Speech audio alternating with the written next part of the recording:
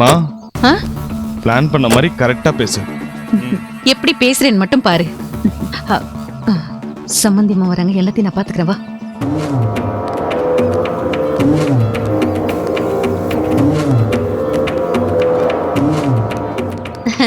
சம்பந்தியம்மா வாங்க. சம்பந்தியம்மா வாங்க வாங்க. சக்தி உள்ள வாங்க.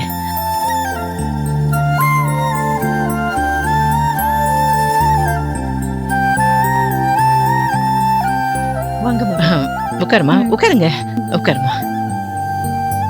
அர்க்காணி காஃபி கொண்டாமா. சம்பந்தி அதெல்லாம் ஒண்ணு வேணாம் சம்பந்தி. சொல்லுங்க, சொல்லாம கொள்ளாம மாப்பிள்ளைய கூட்டிட்டு வந்திருக்கீங்க, ஏதாவது விசேஷமா? அது வந்து சம்பந்தி, அத எப்படி சொல்றதுன்னே தெரியல, சொல்லாமே இருக்க முடியல. இது என்னடா இது? இந்த பொம்பளை புதுசா ஒரு பிட்ட போடுது, என்னன்னு பாப்போம். எதுவா இருந்தா என்ன, வெளிப்படையா பேசுங்க. மா சொல்லுமா, இதுல என்ன இருக்கு? அது சம்பந்தி, அது எங்க வீட்டு லேண்ட்லைனுக்கு இன்னைக்கு காலையில ஒரு போன் வந்துச்சு. என்ன போனு? போன் பண்ணவன் நம்ம சக்தியை பத்தி தப்பா பேசினா.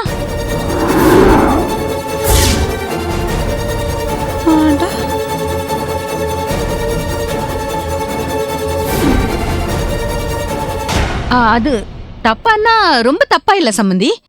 சக்தி அடமண்டான கேரக்டர், ரொம்ப திமிர் பிடிச்சவ, ஆணவக்காரி. அவ உன் பிள்ளைக்கு எந்த விதத்திலயும் ஒத்து வர மாட்டான்னு அந்த ராஸ்கல் அவன் இஷ்டத்துக்கும் பேசிட்டு போறான்.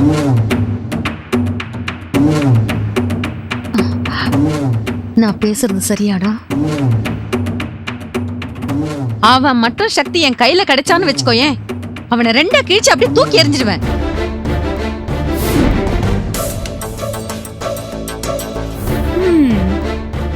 ஆனா ஒண்ணு, இதெல்லாம் பெரிய விஷயமா எடுத்து கோவப்படுறதுல பிரயோஜனமே இல்ல. நாங்க இத பெரிய விஷயமாவே நினைக்கல. இந்த மாதிரி பொய் கதையெல்லாம் நாங்க நம்பவே மாட்டோம் சம்பந்தி.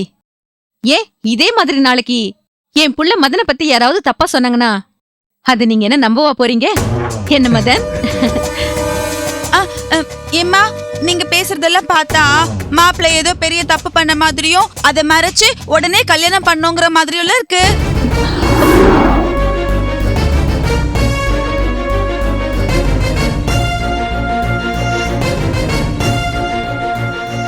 அடி பாவி, நம்மளையே மாட்டி விட பாக்குறாளே. ரமாமணி, அறிவில்லை உனக்கு? யார்கிட்ட என்ன பேசுன்னு தெரியவேணா? வாய வச்சுக்கிட்டு சும்மா இரு. விடுங்க சம்பந்தி, பாவம் சின்ன பொண்ணு, தெரியாம சொல்லிட்டா. வணக்கம்மா, வாங்க வாங்க டாக்டர். சக்தி, உன் கண்ணாலத்துக்கு கைக்கு 2 சோடி வளையலும் கழுத்துக்கு செயின் செஞ்சுட்டு வந்திருக்கிறேன். இத பாரு.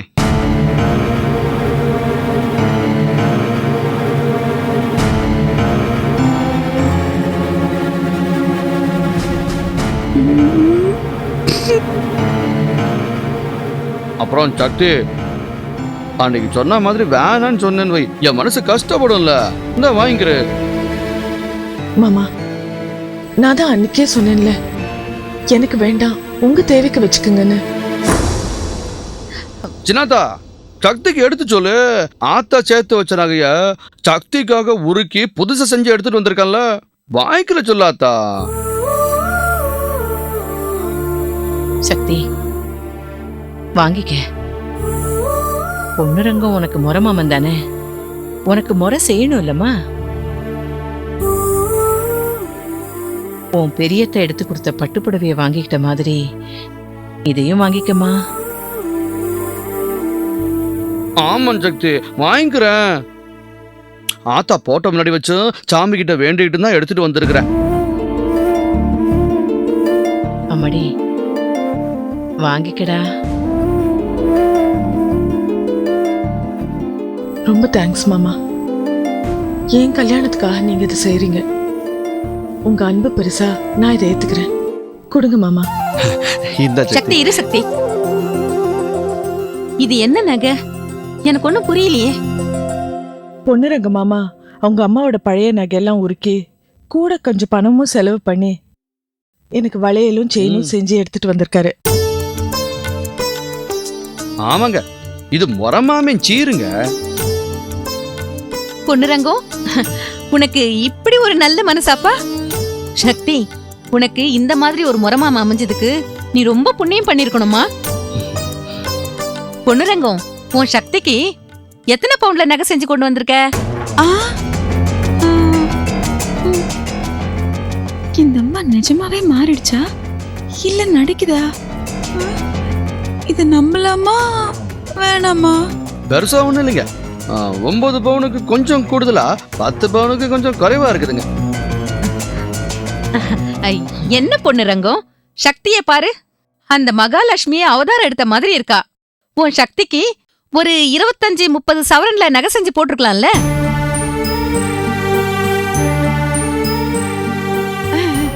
ஆமா பொண்ணுரங்கம், நீ அதை செஞ்சிருக்கலாமே.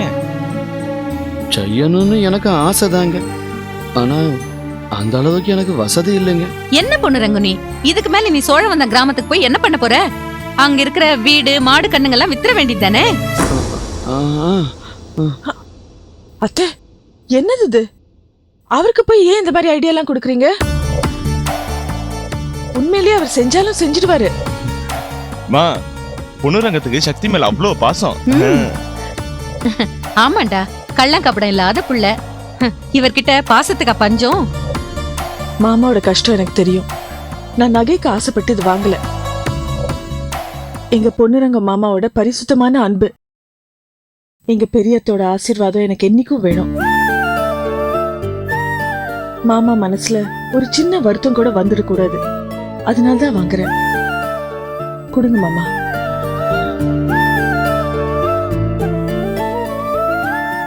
கொடுக்கலாம். சக்தி, ஒரு நிமிஷமா, அந்த நகையில தோஷம் இருக்கு.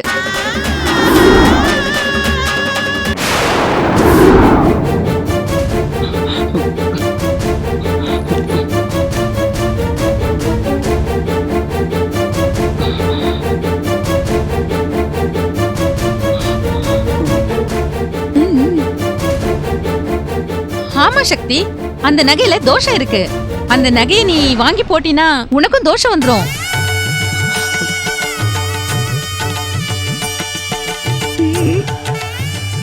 நீ கல்யாணம் ஆகி எங்க வீட்டுக்கு மருமகளா வரப்போற. நீ நல்ல விதமா வரணுமா? என்ன தோஷம்? நீங்க என்ன சொல்றீங்கன்னு எனக்கு புரியல. என்ன சம்பந்தி, உங்களுக்கு தெரியாததா? இந்த வளையலும் செயினும் இறந்து போன பொண்ணு தாயுடைய நகையை உருக்கி செஞ்சது தானே?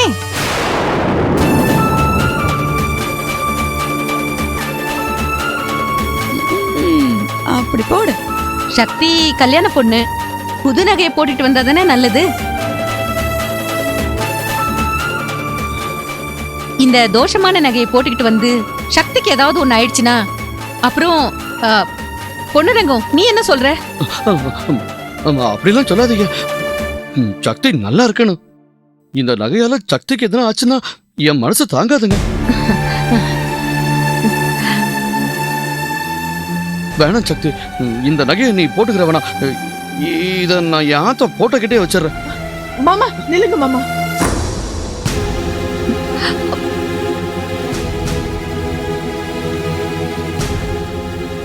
இறந்து போனவங்க தெய்வத்துக்கு சமமானவங்க. எங்க பெரிய அத்தையும் அப்படிதான்.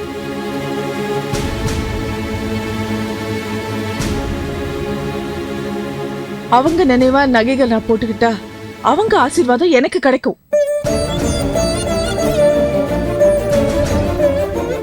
எங்க பெரியத்தோட ஆத்மாவும் சந்தோஷப்படும்.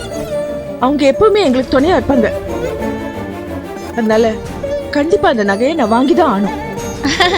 மகராசி, இந்த விஷயம் ஏன் புத்தி கேட்டலையே? என்னப்பா பொண்ணுரங்கம், என்ன யோசிக்கிற? சக்திக்கு உன் அன்பு பரிசா அந்த நகையை கொடுப்பா. கொடுங்க மாமா.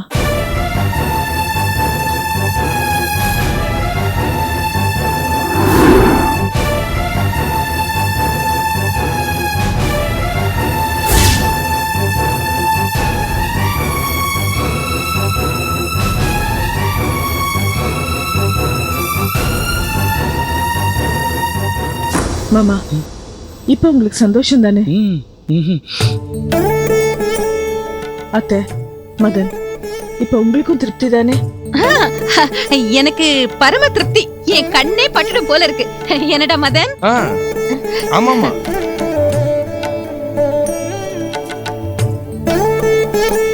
மாமா உங்களுக்கு சந்தோஷம் தானே? ரொம்ப சந்தோஷமா இருக்குது சக்தி.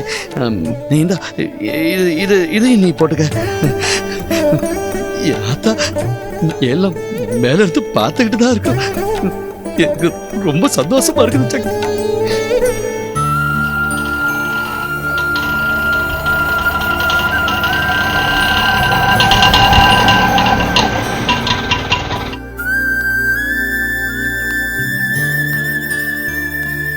இந்த பொண்ணை நம்ம வீட்டுல தங்க வைக்கிறதுல பிரயோஜனமே இல்லை. டாக்டர் மதனு அவங்க வீட்டு வேலைக்கு ஆள் வேணும்னு என்னாண்ட கேட்டிருந்தாரு. அவர் வீட்டுல சேர்த்து விட்டுறலாம்.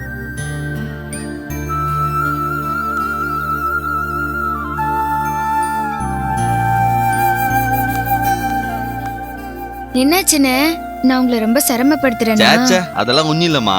உனக்கு ஒரு நல்ல வாழ்க்கை அமைச்சு தரணும், அதான் யோசிச்சுட்டு இருந்தேன், வேற ஒன்றும் இல்லை.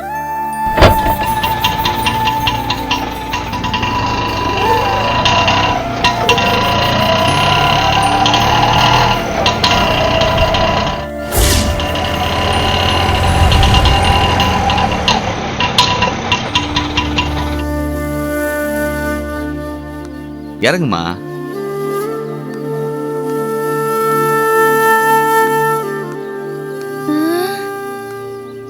அண்ணே,